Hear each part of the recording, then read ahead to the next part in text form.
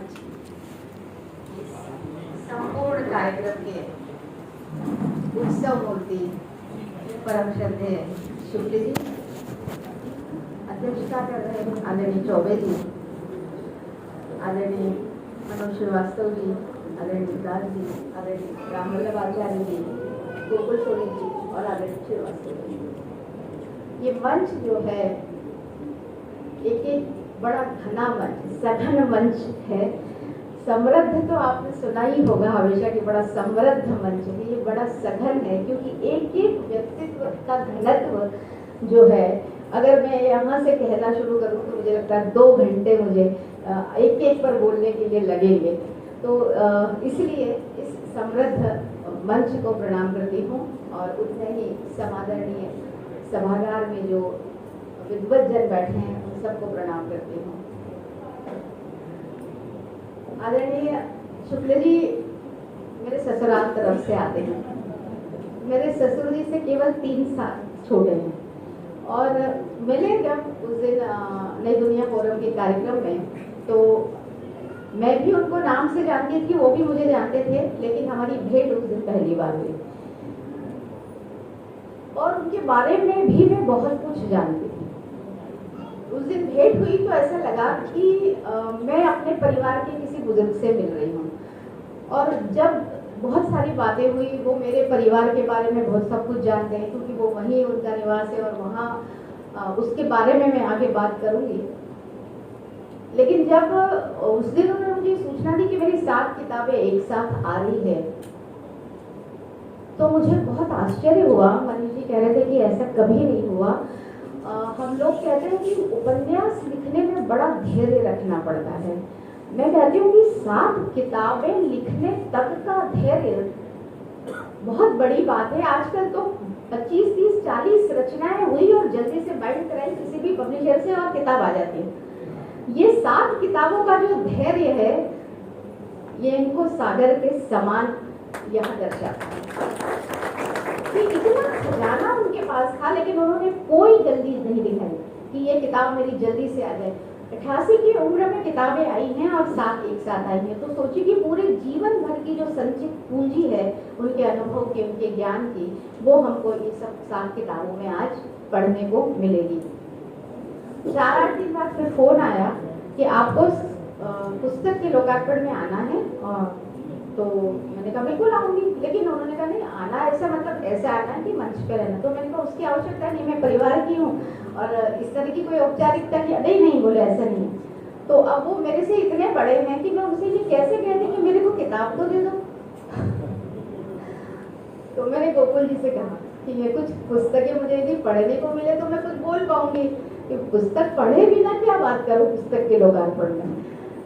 तो उन्होंने कहा यार पुस्तक का तो ऐसा है कि अभी आएगी और इतने सारे लोग बोलेंगे तो आपको अपने आप पता चल जाएगा कि किताब में क्या है, आप तो वही बोल रहे हैं। तो ये गोकुल जी की सलाह थी, लेकिन उनको ये पढ़ते समय ये ध्यान नहीं रहा कि यहाँ जितने लोग बैठे हैं उनमें सबसे कनिष्ठ मैं हूँ, तो पहले तो मुझे ही बोलना है, तो मैं इन लोगों को कब सुनूंगी और कब बोलूंगी।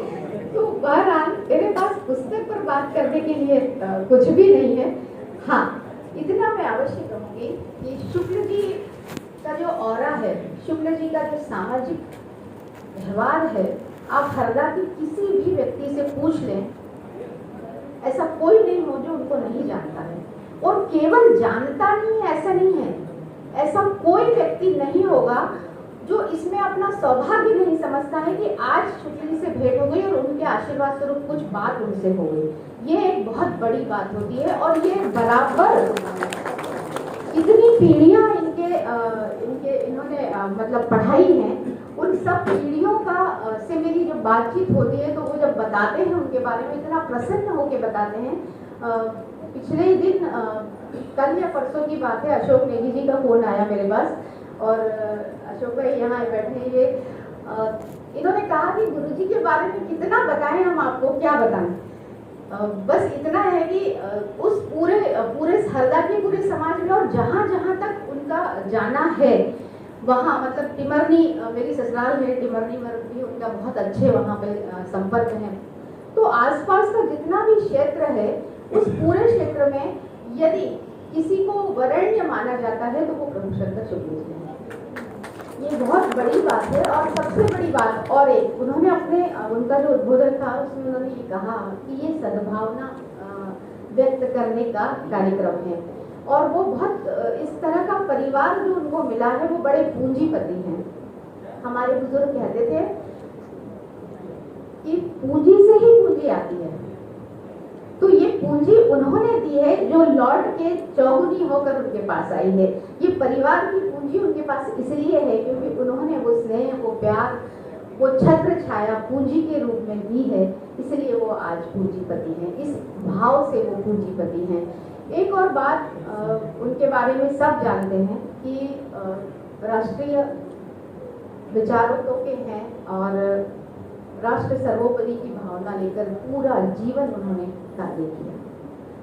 मुझे विश्वास है कुछ मैंने अंश जहाँ मुझे लगे अभी जैसे मैंने जब किताबें हाथ में आई उस समय पढ़े तो मुझे लगा कि इस पूरे जीवन की जो पूंजी इन्होंने इस किताब में पूरा संचित ज्ञान जो दिया है उस किताब की सार्थकता में कोई संदेह इसलिए नहीं है कि एक बात जो हमने हजारों लाखों बार सुनी है कि साहित्य समाज का दर्पण होता है। लेकिन मेरा अपना मानना है कि साहित्य समाज का दर्पण ही नहीं, समाज को अर्पण भी होना चाहिए। आप समाज को साहित्य में लेके आते तो हैं, लेकिन आपको कौन से समाज को लाना है या आप किस समाज की कल्पना करते हैं वो भी साहित्य में आना चाहिए।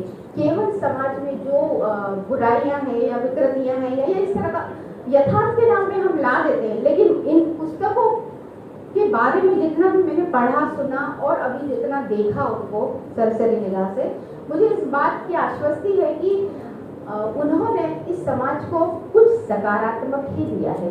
और साहित्यकार का प्रथम कर्तव्य, प्रथम दायित्व ये होना चाहिए कि वो अपने साहित्य के माध्यम से समाज को कुछ सकारात्मक दे सके, कुछ ऐसा दे सके जिससे समाज में उल्लास, आनंद या कुछ ऐसा जो सदियों तक उसको लोग याद रख सकें, ऐसा कुछ अगर दे सके हैं तो मुझे लगता है शुक्ल जी की इन पुस्तकों से हमें मिलेगा, ये मैं कहती हूँ। और आप आदरणीय चौबे जी हैं, मनोज श्रीवास्तव जी हैं, गोकुल जी हैं, आचार्य जी, विकास जी हैं, आप सब ने मेरे अलावा आप सब ने इनकी एक एक पुस्तक की भूमिका लिखी है। तो आप लोग मेरी इस बात से सहमत होंगे कि उनकी सभी किताबों में आपको ये भाव मिला होगा। जो समाज की चिंता है वो भी है, जैसे गोकुल जी ने कहा कि व्यंग आ जाता है। व्यंग कौन करता है? जिसको समाज की चिंता होती है, समाज की विसंगतियों की चिंता होती है। तो साथ में चिंता भी है, किंतु चिंता को इस तरह से जाहिर करना कि समाज में कोई असंतोष ना फैले, किसी प्रकार का कोई इस तरह का वातावरण निर्मित ना हो जिससे कि सामाजिक व्यवस्था में कुछ गड़बड़ है। तो ये सब चीज़ें उन्होंने जिम्मेदारी पूर्वक की होंगी, ऐसा मेरा विश्वास है। इससे अधिक बोलने की मैं अधिकारी नहीं हूँ। आपको बहुत बहुत बधाई और आपके चरणों में प्रणाम।